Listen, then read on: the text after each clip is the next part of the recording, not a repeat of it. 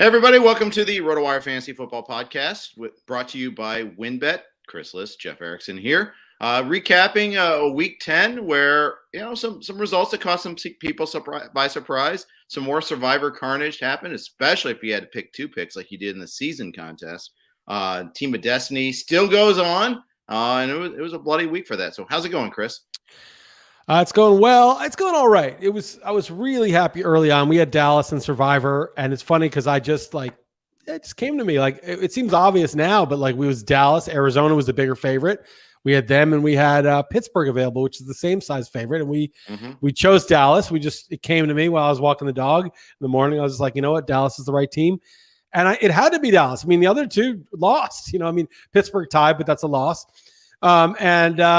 So, yeah, it was super easy. There was the first drive, it was a little bit sketch. The Falcons got some pressure and Matt Ryan had time, but there was basically a failed fourth down by the Falcons on 4th and 7. It was really weird. They decided to go for a field goal. And after that, it was over.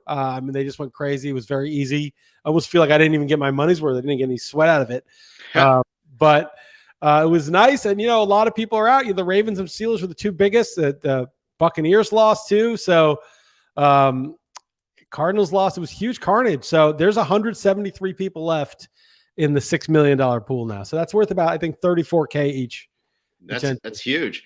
Yeah. I played the season contest. I think you've played in it before too, szn.com. And starting in week 10, you have to pick two teams, not just one, two teams. They want to make sure this thing ends. They don't want any, we're going to go into the playoffs or anything like that.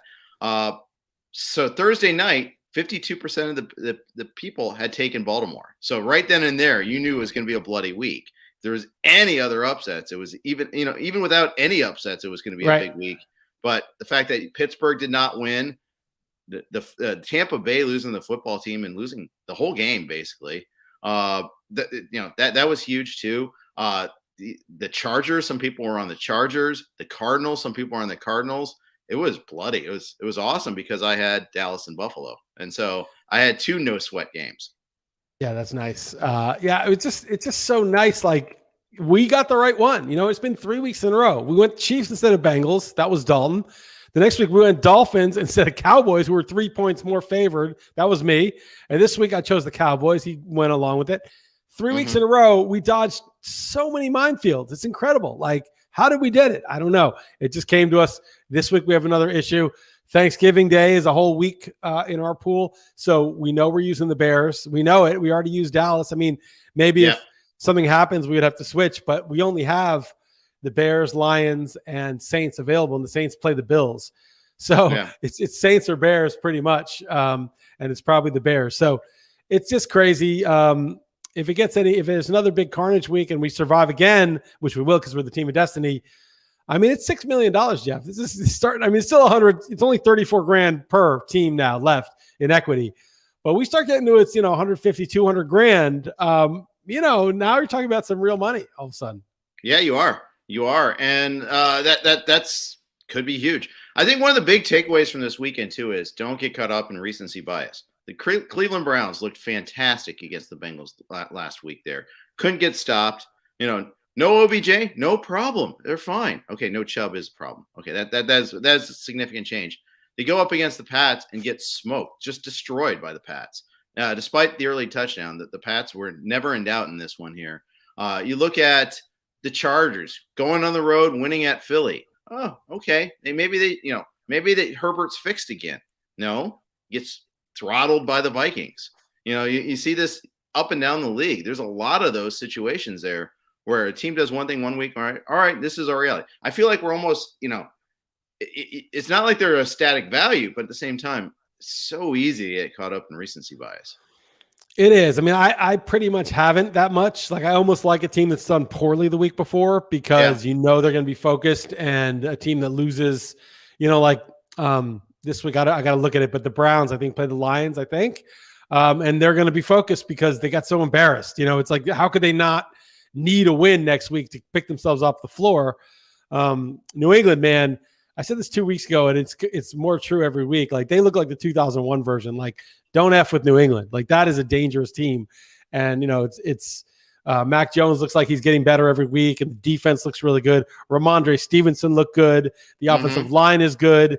Cleveland, it wasn't just Chubb. I mean, Ernest Johnson actually played pretty well. It's that they suck. I mean, they have no offensive skill players. They just don't. I mean, you can't start. Who would you start on the Browns besides the starting running back? Probably offensive lineman. That's it. No, that's what I mean. But like, what fantasy player could you even start on the Browns? I don't. Maybe Landry in a pinch. But it's a serious pinch. Yeah, it's bad. It's really bad. And I think you maybe have to go week to week with that, and maybe there's a better matchup. Maybe that's it. But they get Chubb back, and they're that's he'll be back next week because he was close to coming back this week, from what I could tell. Right. But I think he'll be back, and so that you're obviously rolling with him. But it's tough out there. It's really tough out there. Yeah. Anyway, it has been a lot of extreme shifts, but it is helpful to just look at it as, and it's hard to do this because our minds like to have brand names and concepts like, okay, this team is this, and this team is that, and this one's good and this one's bad. And so when Carolina goes to Arizona with PJ Walker, the line's 10.5, but you're like, Colt McCoy is the quarterback of the Arizona Cardinals. Why are they laying double digits? It doesn't make any sense. That should have been my best bet. That was crazy. I didn't think they'd get blown out like that, but I did take the Panthers in our force the bet, by the way. Yes, so I know. It's going to be expensive for you, I think. But it's going to get you back in the black after a while of being in the red. So I think I might get paid, though. You don't think so? I was ahead, so keep that in mind. I was already had like $14 though, so I think that's pretty big. I don't know. We'll close. See. I'll let you know. The world needs to know, so I'll look it up while we're talking. It's important. It's important. But yeah, I think like if you look at the teams more as just there are 11 people against 11 people, just the actual fact of an NFL game, you can get more in the mindset of what might happen. It seems very easy to say there's no way the Panthers could blow out the Cardinals. There's no way the Broncos could blow out the Cowboys, but like, it's just 11 professional athletes against 11 professional athletes. It's just, if you really look at the fact of it, it's a lot different than if you're stuck on the brands of it or the recency bias or, who's done well this year. But you have to read it a little bit. I made a big mistake. I made the Raiders my best bet, and I've been reading this really well all year, and it was just a bad read. I was like, the Chiefs haven't done much. The Raiders have been better. The Chiefs have to now show that they're capable of laying points on the road. And I just misread it. Like the Chiefs were, it was just the opposite read was true. It was like the Chiefs were the buy low. The Chiefs were the team that hadn't lived up to what it was. The Raiders were playing over their heads. And of course, after the fact, it's easy to really say what happened. But I do think it's possible to sort of get into the pulse of the ebbs and flows of how the league goes. And it changes every week. It changes all the time. It does. It does. By the way, so it's 43-75 for the Panthers. And you talked me into the Raiders. Put it in my brain, and I took the Raiders. So it's close. You went positive over $55 last week. But you were up 14, so I don't get paid yet. No, okay. not yet. So I'm gonna have to have an epic rally though. It was pretty bad. Yeah. So the Chiefs game. I mean, Mahomes still did some goofy stuff. The touchdown pass to Williams, I mean, that was kind of a prayer that was answered. But they were clearly the better team. They clearly dominated both sides of the ball, dominated the game. Carr is throwing ducks up there. The coach is punting down 17 or down 20 points. That was one of the worst I've ever seen. 4th and 5 too. It wasn't like it was 4th and 15 or something. He was on 37. Like he wasn't on his own 15. First of all, even if he was on his own 15 on 4th and 5, he had to go for it. They're down 20 with 12 minutes left. You got to just drive and score a touchdown there. There's no other alternative. There's no choice. But he's at the 37 on 4th and 5, down 20. There's 12 minutes left. You cannot punt. First of all, they drove it all the way down and scored a touchdown. I know. That's great. But either way, you just cannot do it. No. And it was just, dude, like it was like not even paying attention to the game. Like Kyle Shanahan had some of those the week before. It's like, dude, you're not paying attention. You're just reflexively doing something. You're not coaching right now. You're just you're like a robot. You're like an algorithm that malfunctioned or something. Right. And he just punted. But the whole thing, I mean, Deshaun Jackson's fumble was horrendous. And then what was that? I don't know. Gosh. But the whole thing, the Chiefs were better. Somebody wrote that Chris Jones was out of position.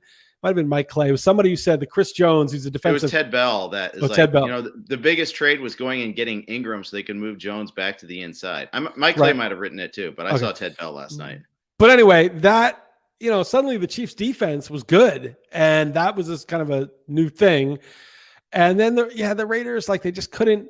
The Chiefs did something right though on offense too. They were really taking a lot of short passes to Kelsey, that they were just gashing them with Kelsey and even Darrell Williams. That was there.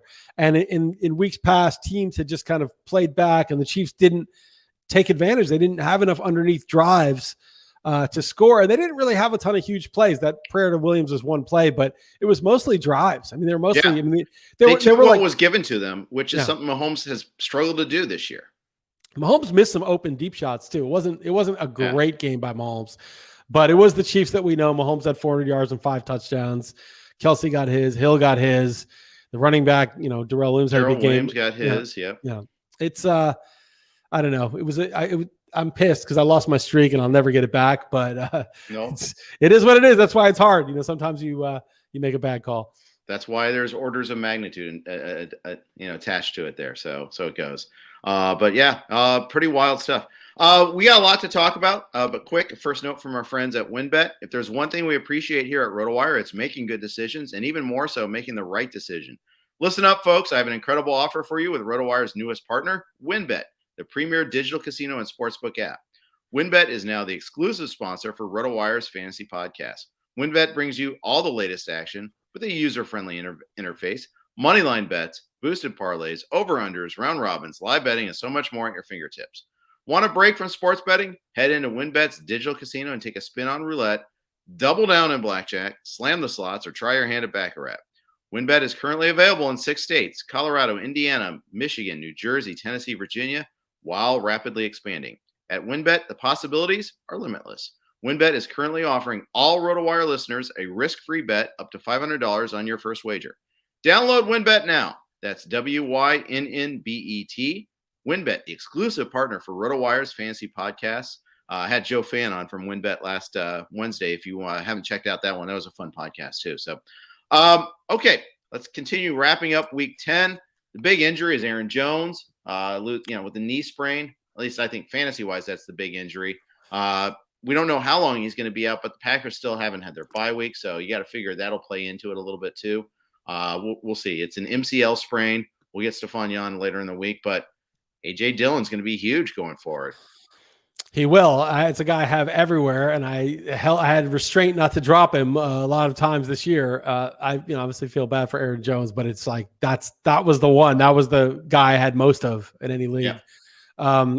It looked kind of bad though. He looked really injured. He didn't look like somebody who just had a minor tweak and maybe a week or two. It looked like he may be out, I don't know, several weeks. And then, it sprain, Stephani Bell will tell you, just means a tear. It doesn't tell you what degree of tear it is. So if it's like a 2nd-degree tear, he could be out like a month and a half. If it's a 3rd-degree tear, he's done probably. I don't know. MCLs tend to heal more quickly, but don't be like, oh, it's only a sprain. Like that's not, that means it could still be serious. So we'll see. That's obviously a huge puzzle piece in fantasy football. He was definitely a top 10 overall player, depending on where you ranked him. And so somewhere in the top 10, I would think, before. Yeah, your first round pick for sure. Yeah. And deservedly so, a worthy first round. And then, and now I think, A.J. Dillon's got to be a top 12 back. He can even catch passes a little bit too. He's not terrible as a receiver. Yeah, that's right.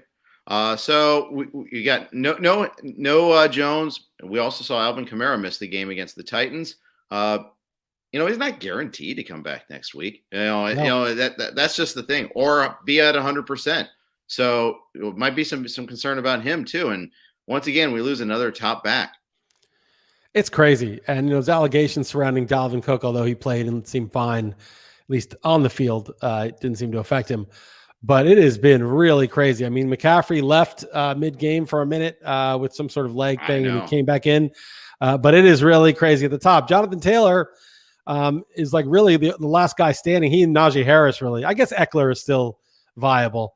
Zeke has been banged up, but scored 2 touchdowns. So there's like 5 guys that have held up most of the year. But that's it. You know, I mean, Chubb will come back, and he's missed time already, and now he missed last week. It has been really a bloodbath at the top. It has, and I'd be, it's going to be a big mess going forward. They're trying to figure out, okay, do you start Ingram this week and all that, and we're scrambling. I mean, there's leagues where, oh hey, I finally got Antonio Gibson back. I hate starting against the Bucks, but he was actually good, and that's the other thing that was kind of weird to watch this week. Yeah, I think he was finally healthy. You know, he's been hurt all year, and he was not on the injury report heading into this week, and then he had a really good game against a good run defense. I think the Bucks are 5th against running backs in fantasy, so they're not number 1 anymore, but they're still it's still a tough matchup. It is. And again, you got to pay attention to what's going on the personnel of those teams, and maybe they're just a little bit different there. So something to kind of have to sweat there a little bit too. Speaking of sweating, I'm in a guillotine league for the first time. I'm on the chopping block right now, but I've got 2 teams to sweat. I've got a chance still to stay alive, but I'm the low done guy this week, and that's scary. So like I got to sweat Darrell Henderson this week in one league, and the other I got against one team, and the other is like the Rams defense, and they've got like Higbee too, but. This Monday night game, it's also a little weird. You saw Robert Woods get the injury on Friday. That was a big shock. Right after they got OBJ, you thought that maybe they know something, but no, they said it happened in practice on Friday. Yeah, that was a crazy thing. Remember, Deshaun Watson as a rookie tore his ACL in practice. You know, it's like you're running back and forth, cutting in practice. It happens. It's not as common as during a game, but it does happen. I want you to handicap this for me, Jeff. I've got Elijah Mitchell going, and I'm up 18. Almost 18, and I'm facing Darrell Henderson. Dalton told me I always say Darrell, but it's Darrell. Darrell Henderson and George Kittle, PPR, up 18. Who do you like better, 18 and Elijah Mitchell, or Darrell Henderson and George Kittle? And it's PPR? Mm-hmm. Okay, so we're doing chances to win here on the podcast. Yeah. My chances to win. I never get it. You know, I'm so generous with my chances to win, and no one ever does my chances to win. All right, so you figure if each of those players got 18, you might be in trouble. But for him, that is, because I don't think Mitchell gets up to 18 against the Rams. So I will say, but I don't think each of them get up to 18 either. So I say you're probably a 59 to 41 favorite. I think that's about right. Yeah, that's about right. Yeah, it is empirically right. That is your chance. Well, it's definitely right. And I mean, there's no falsification possible of this, right? No matter what happens, you had it right. Just like the Jets had really good process taking Zach Wilson second. There's no way to falsify that, right, Jeff? You would try to falsify that. It's a great pick, Jeff. No matter what happens, it was Zach clearly Wilson, the correct pick. Yes, it was correct because the process was obviously correct. So how could it be a bad pick? You know. Well, the Mike White train might have come to White Lotus. Yeah. White Lotus had a tough game. Now, what is that in reference to? I don't know what that is. Mike White is also a director, okay, and he directed White Lotus. He also directed a bunch of other stuff. Okay. He's in it. He's in movies too. Like he directed, I think it's called Enlightened with Laura Dern. It was actually a good HBO show. Anyway, he's this like skinny, scrawny, pale guy, but his name is Mike White. And he's a director. He's also an actor. For some reason, if you look him up, you'll recognize his movies. Okay. No.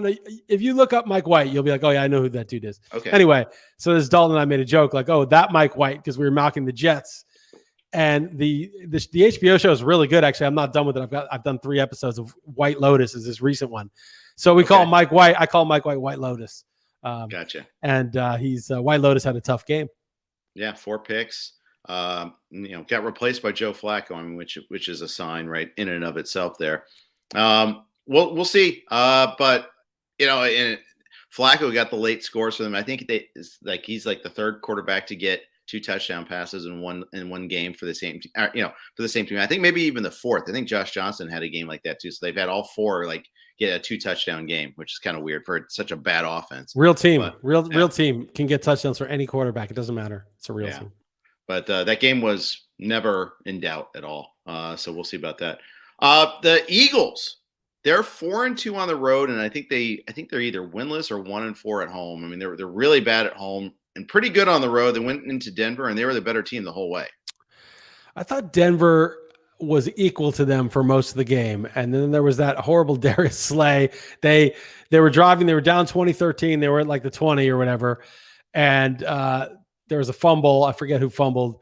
And Darius Slay picked it up, like ran around in like his own end and then circled everybody and ran for a touchdown. And it was 27-13 and that was it. Yeah. So I thought it was, Denver, like they didn't play great, but I thought it was an even game and then it just fell apart. But Fangio ordered up a surrender punt too. When they were down 17, he was ordering up a punt like in the fourth quarter. It's like, what are you doing? What are you even doing there? Why are we here? Right. And that's the thing is like, you and I have talked about this. The tip the king is totally legit. Like, look, there's people can get injured. The game's over. We don't think we have any chance. It's not worth it. We resign. We tip the king. We leave with 40 minutes left, with 20 minutes left in the game. No problem. Right. I think that should be a thing. Like, why expend? Well, the fans paid for it, but it's like, yeah, it's because of gambling. But yeah. Well, I mean, that's the risk you run. You price it into your model. Hey, there's a tip the king possibility in the third quarter, and if that happens, Fangio, he's a good tipper. He's tipped 4 times in the last 2 years, and so because why go through the motions of kickoffs and injuries? I mean, the chances that somebody's going to get severely injured in 20 minutes is high. Not that your quarterback will, but that somebody on special teams or somebody will get hurt is high. Every game, there's like at least 1 or 2 serious injuries. Serious meaning the guy misses 6 weeks or more. I mean, every game pretty much. The special teamer, backup defensive lineman, whatever, rotation lineman.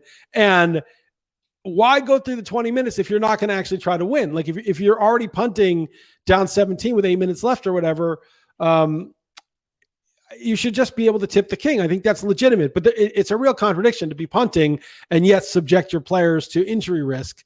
It should be one or the other. Don't do both, right? Like either play to win till the end or just kneel, basically, because what you're doing is basically like kneeling down every time you have the ball. Kneel down, kneel down, kneel down. Well, why are we wasting anyone's time? Let's just tip the king, get it over with. Right. The worst is when they do the order up these terrible punts and then still keep the starters in. Or like Jacksonville, where they refuse to go for 2 and then do an onside kick anyhow, which they got their karmic dessert right away there, where they got the onside kick return for a touchdown. And then still kept Lawrence in the game after that because he's going to learn a lot in those last 2 minutes. Lawrence does not look right. So I have, that survivor pool. The one team that didn't lose that could have was the Colts. They were up 6. They did the dumbass up 3, kick the field goal to go up 6 with like 2 minutes left on the clock, which not only does it not put the game away, but it makes the other team have to beat you, right? Whereas like if you're up 3 and you just like go for it on 4th down and you get stuffed, then the other team, I don't know, it might have been like a long, so you might have had to kick it. But if it's 4th and anything, less than 7 or so, you go for it because if you don't make it, then the other team just rewinds the clock usually and kicks a field goal and ties it. Whereas if you go up 6, the other team tries to go for the kill. They have to go for the kill. They have no choice. Right. But fortunately for them, Trevor Lawrence just is not good. I mean, I cannot believe I'm saying this in week 10. Maybe, he's got to be good, right? The pedigree is too high for him not to be good, but he is not good right now. He's just not good. No. And maybe, they're bad at developing people or whatever, but it's kind of like, I mean, it's weird. It's like the Orioles had Kevin Gossman for so long and he goes to the Giants and he's like Cy Young type of pitcher. And so maybe that's like Trevor Lawrence is like, he just needs to go to a competent organization or whatever. But it is just so weird. Like Gardner Minshew didn't look that bad. He looked okay. I mean, it's before Meyer, but it's like, this is just weird. Like when Rufus was like, I think Gardner Minshew gives the Jaguars a better chance to win this year than Lawrence, or at least the first half of the year. I was like, no way. But he was right. I mean, Trevor Lawrence does not look like a professional QB. And to me, that's not how it would. I didn't think this was the likely outcome with someone with that pedigree. So it's very strange. I know. It's really bad. Seslowski goes, Mac Jones is the obvious crown jewel in this class. Is he 1-1 if we redraft an NFL today? He might be. I mean, he's the quarterback that looks good, right? I mean, he doesn't look like a superstar, but he looks good. Maybe he'll end up being Breeze or Brady, one of those types. But he twisted that dude's ankle, Brian Birds' ankle, so he's a badass. I don't know. I know you'd appreciate that. Yeah. I know you'd be like pro twisting up ankles and all that. Yep. Dirty play is good. But the point is that who else would be number 1? Because Jamar Chase would be kind of a stretch, I think, at 1-1. I mean, you could take him over Mac Jones, like you say, or Pitts could be, a different level, or Penei Sewell. But basically, like if you say, well, we want to take a quarterback 1-1, basically, which quarterback are you taking? Forget about the other players. Which QB are you taking if you're an NFL GM and you're the Jaguars and you got the 1-1? I think you can make a case for Fields. He's starting to come on strong. I think he's got a higher ceiling than Jones, but Jones looks better. I mean, it's a good question. It's actually a really good question. I don't know. It's not Trey Lance. We know that. I wouldn't be trading up for taking Trey Lance. Trey Lance. Poor Dalton Del Don. That's a Jets-esque franchise move. And the funniest thing Zach about Wilson, and the funniest thing about Dalton Del Don is that I told you leading up to the draft, he was like, "Oh, we got to get Fields or Lance. We got to get a mobile quarterback. We got to get a mobile quarterback." And then there was a rumor that they were going to take Mac Jones, and he's like, "Oh, that's the worst. I lost sleep over it. I'm so miserable. How could they take a stiff like Mac Jones? That doesn't make any sense in today's NFL." Then he was such an talked himself into Mac Jones, and he was like, "Well, he's not that bad. I looked at some of his college stats, and he's actually pretty good. So if they take Mac Jones, it's okay." And then they took Trey Lance, and then he was like, "Oh, thank God they took Trey Lance." And now Mac Jones is actually good, and Trey Lance can't even see the field. So what an enjoyable thing that is. It is. It really is. So that is funny. Now that whole narrative can change. Next year, week 10, next year, we'll be like, "Oh yeah, we knew all along Trey Lance was going to be right. good." Yeah. Right. It's not over yet. None of this is over except Zach Wilson. That's the only one that's over. All the rest of these guys are in play. That's so funny. All right, let's take a quick break. Our phones. Quick note from our friends at Yahoo: the NFL season is heating up, and Yahoo is going big on daily fantasy football this season. There will be a literal ton of big prize contests throughout the year on Yahoo, including their multi-entry contest now being shark-free. To celebrate Yahoo going big on DFS as well as Yahoo Daily Fantasy becoming shark-free, Yahoo is giving all users the opportunity to claim free $10 in site credit. Users can take advantage of this free $10 site credit offer to join any paid contest, including Yahoo's biggest contest, the weekly $1 million DFS NFL Baller Contest. The weekly $1 million contest features $1 million in total prizes, including first place receiving $100,000 and tons of overlay and prizes. Play daily fantasy football on Yahoo this season. Visit sports.com/dailyfantasy/welcome to claim the free $10 offer to get started. All right. So, hey, Mac Jones looked great. The Pats looked great. Ramondre Stevenson looked great. I mean, if Damian Harris is out again and they play Thursday night, I think maybe he gets another start here. Yeah, no, he looked good. I feel good about myself because I picked him up in the Wavos League. I had $0. I bid on him. Nobody outbid me. Got him. I knew they were both concussed, but real running back plays through concussion. And apparently only one of the two is a real running back. And he went off and he even caught passes. I mean, this guy's good. He fumbled week 1 after some preseason hype. And he was kind of in the doghouse, and he was healthy scratch for a couple of weeks. But, Jeff Belichick taught him a lesson he needed to know by benching him and scratching him for a few weeks. And now he looks good. And I think it's, no pun intended, it's a headache for the concussed Harris the rest of the way, because how can you put this back in the bottle? It's like you got to probably use both of them now, so but the other thing is the Patriots are going to have a lot of opportunities. The Patriots are good. Their defense is good. They're perfect for a running team. It's going to get cold out in New England. It's going to be hard to play there.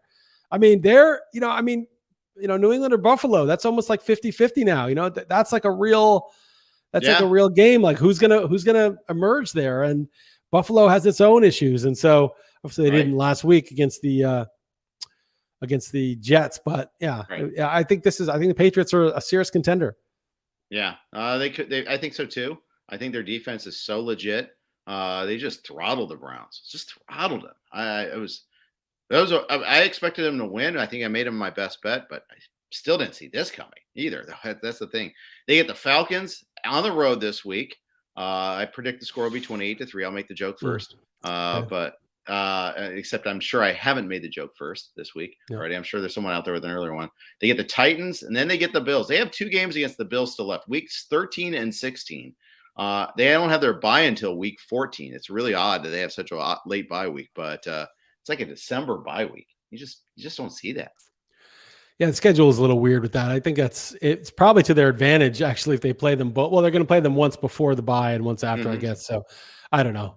By the way, speaking of the first two, a joke, Jeff, I've never heard anyone else say this. I'm sure someone has, but when the Lions were so desperate in overtime, when I needed the Lions to tie or win against the Steelers to knock people out in Survivor. And everyone says people take the W a lot, or they try to give other people L's, but nobody urges someone to take the T. I said, just take the T, dude. Take the T. The T is good. You're in Pittsburgh. You got the T. You haven't lost every game. You're still winless, but you haven't been defeated in every single game. Take the T. But they wouldn't just take the T. They were trying to win, risking losing. And unfortunately, the Steelers offense was also so inept that they got the T. So way to take the T, Lions. Great job. But you did what you needed to do. You did no more than you barely needed to do. Did you see the field goal attempt in overtime for the win? It was like, I think the announcer said was it blocked? It was so bad that they thought it was blocked.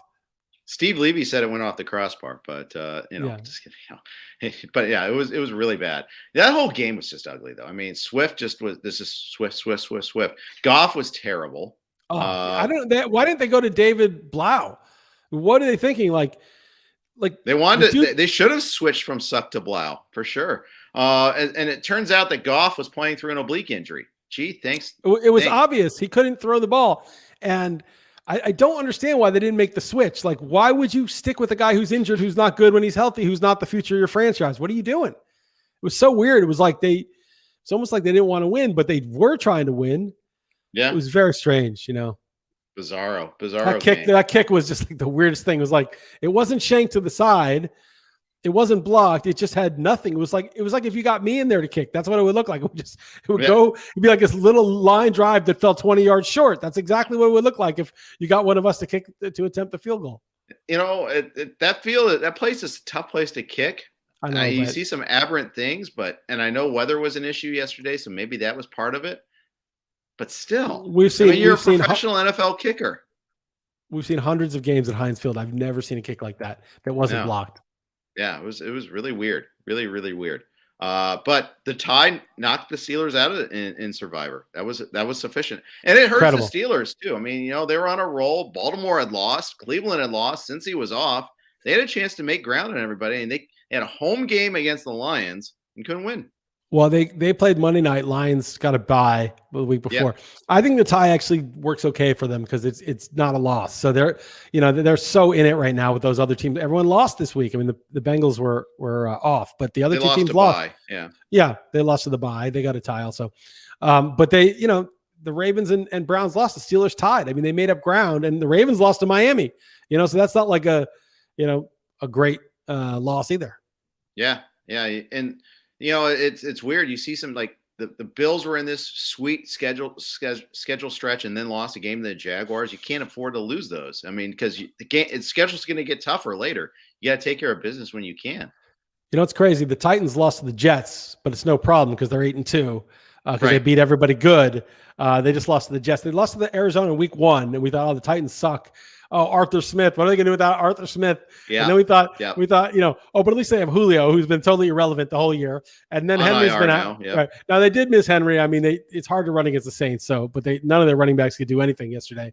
But besides that Jets loss where they were missing AJ Brown and Julio, though AJ Brown was non-existent also, they've just been beating all the who's who. They beat the Rams. They beat the Bills. They beat the Chiefs.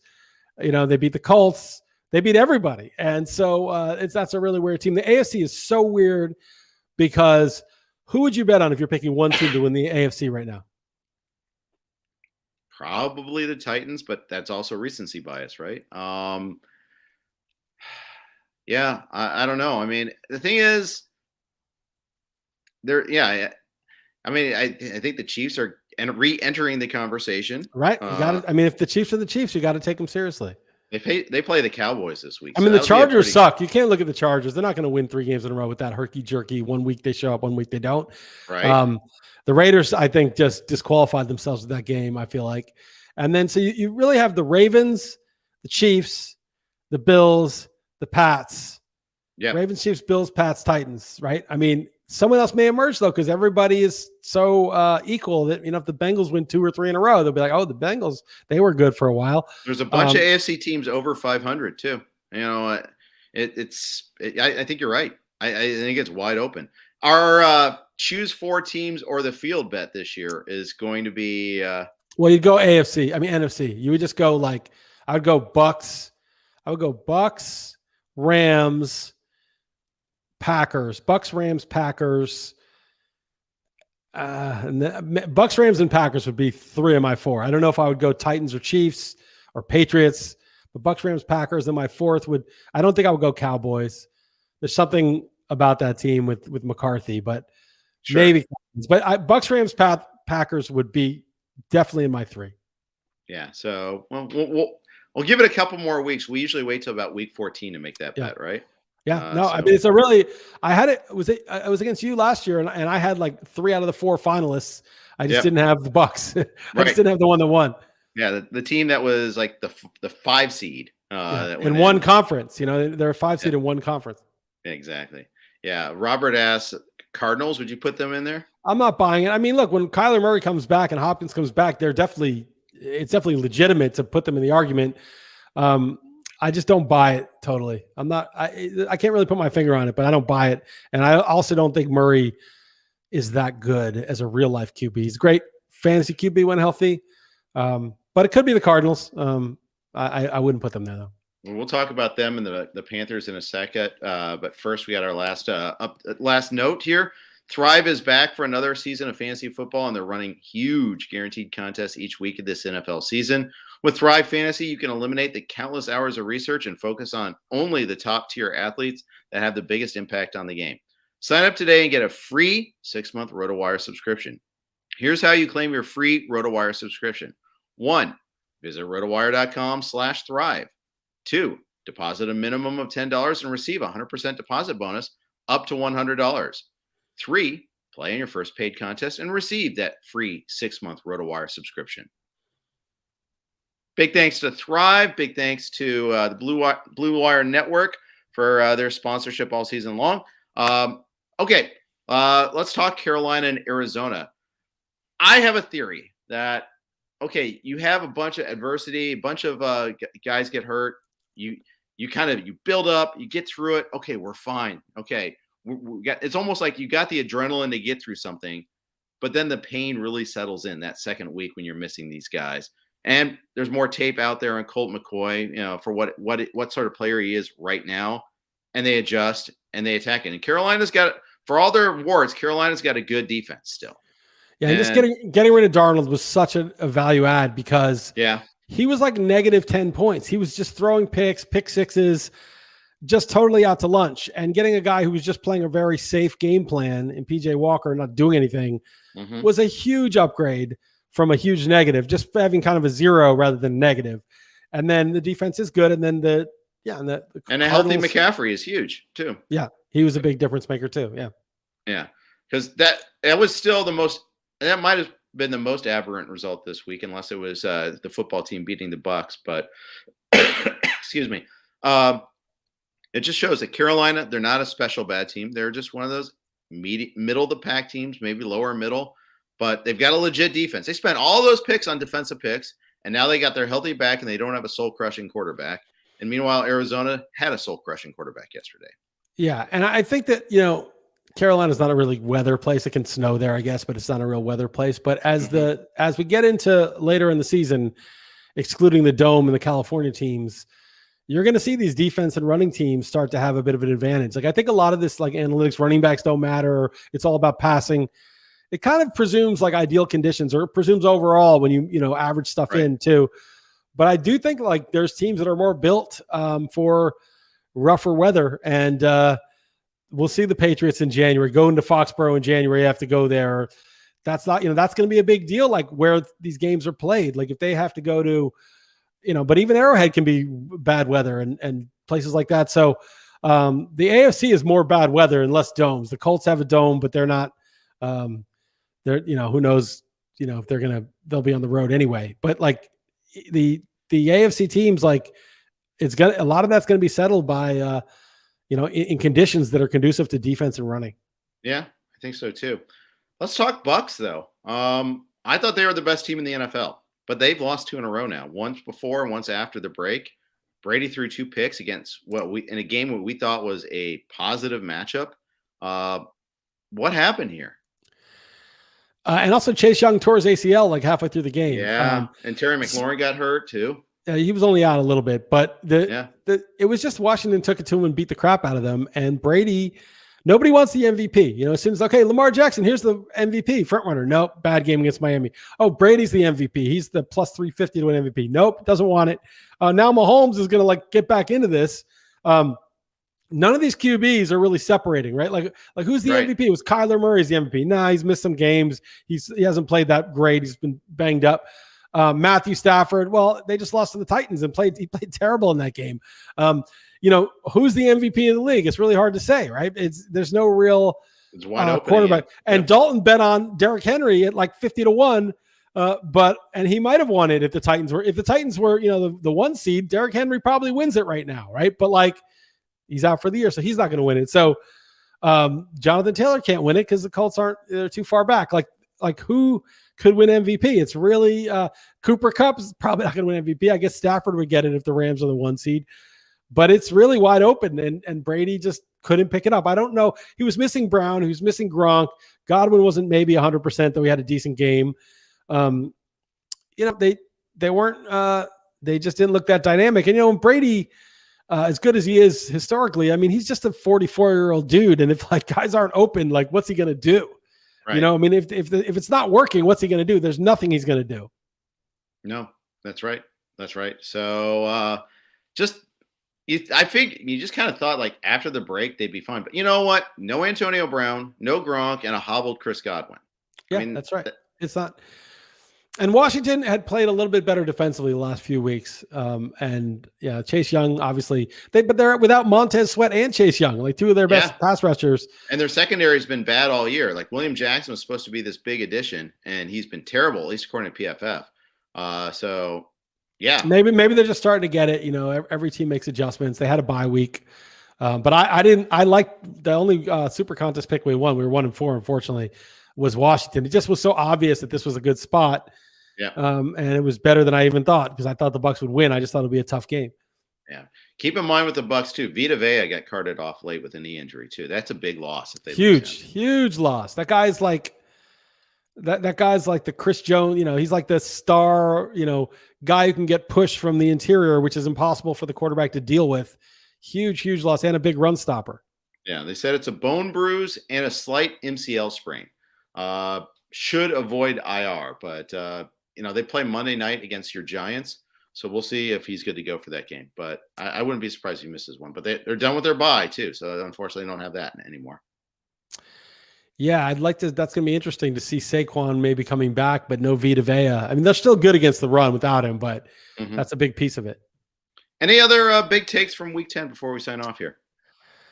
Not really. It was another week with a lot of upsets, and I wonder if there's something going on in the NFL this year that makes that even more. It was really a chalky year until about week 7, and then everything started to unravel the last couple of weeks, and I find it more interesting when where you don't really know.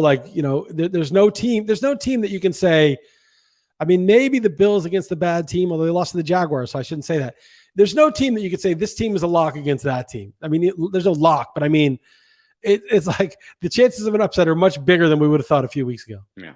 The funny thing is, so we're through Week 10, exception of the Monday night game, and we're still basically halfway done. We still have a lot of the season left to play. So we're talking about these bold strokes about who's the MVP, who's the favorite team, who are the 4 teams we take. Right. We got a lot still left. It's going to change. It's going to change a lot. Yeah. Yeah. And I think that's one of the big takeaways is it's an even longer season. And there's a lot that can change with that. All right. That's going to wrap up today's podcast. Thanks to WynnBET for their exclusive gaming sponsorship all season long. Thanks to you guys for listening. We got Jake and Joe with free agents in tomorrow's podcast. Thanks for listening to Rotowire. Take care.